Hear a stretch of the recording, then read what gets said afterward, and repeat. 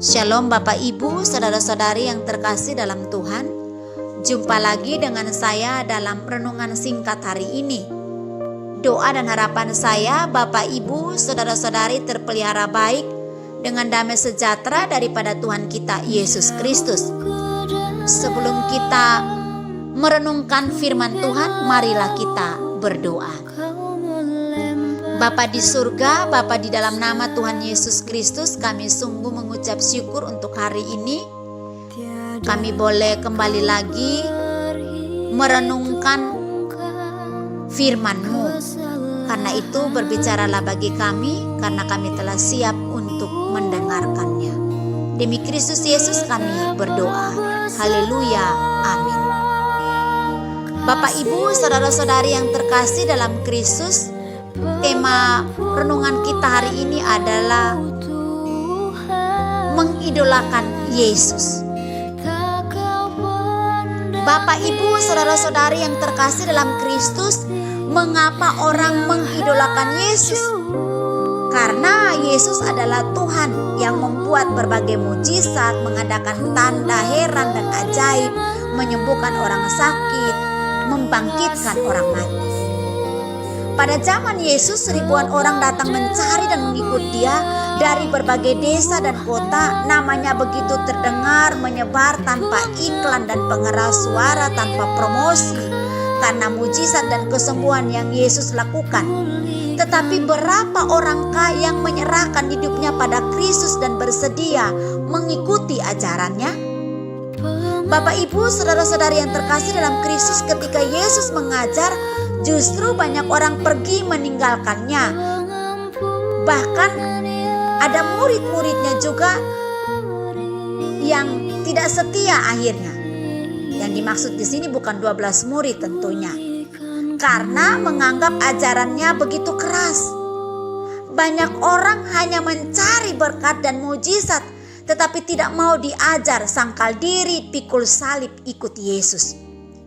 Demikian juga gereja masa kini atau orang percaya saat ini. Mereka taunya hanya ingin berkat, mujizat, kelimpahan, kemakmuran, hidup diberkati, kekayaan bangsa-bangsa berpindah seketika. Namun berapa orangkah yang berkumpul di Yerusalem menerima kepenuhan kuasa Roh Kudus? Alkitab mencatat hanya 120 orang. Kemanakah ribuan orang yang melihat dan mengalami mujizat itu? Bapak Ibu, saudara-saudari yang terkasih dalam Kristus, intinya banyak orang mengidolakan Yesus karena dipercaya bisa memenuhi semua keinginannya, hasratnya terpenuhi dan semua harapannya tercapai. Sebab Tuhan dipercaya ajaib dan berkuasa, bahkan sanggup melakukan apapun yang didoakan. Hidup kekristenan semacam ini sangat lemah dan rapuh. Mereka sangat mudah kecewa dan bersungut-sungut ketika semua harapannya tidak menjadi kenyataan tetapi tragis. Isi khotbah zaman sekarang justru memanjakan jemaat dan mengajarkan apa yang mereka bisa dapatkan kalau mereka percaya dan taat pada Tuhan. Bapak Ibu, saudara-saudari yang terkasih dalam Tuhan, tetapi berapa orang yang mau meneladani Yesus? Terlalu sedikit. Jangankan jemaat biasa atau kaum awam, bahkan mereka para pengkhotbah atau hamba Tuhan pun belum tentu tertarik meneladani Dia atau Yesus, sekalipun mereka sering berkhotbah tentang Yesus. Ini kenyataannya dan menjadi miris bagi kita.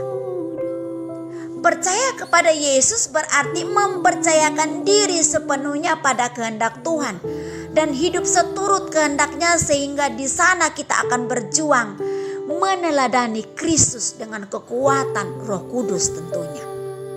Mengikut Yesus bukan soal mengaku dengan mulut dan percaya dalam hati, tetapi bersedia meneladani Kristus dalam perilaku dan gaya hidup Kristen. Dan dalam gaya hidup Kristus. 1 Yohanes 2 ayat 6 dikatakan di sana.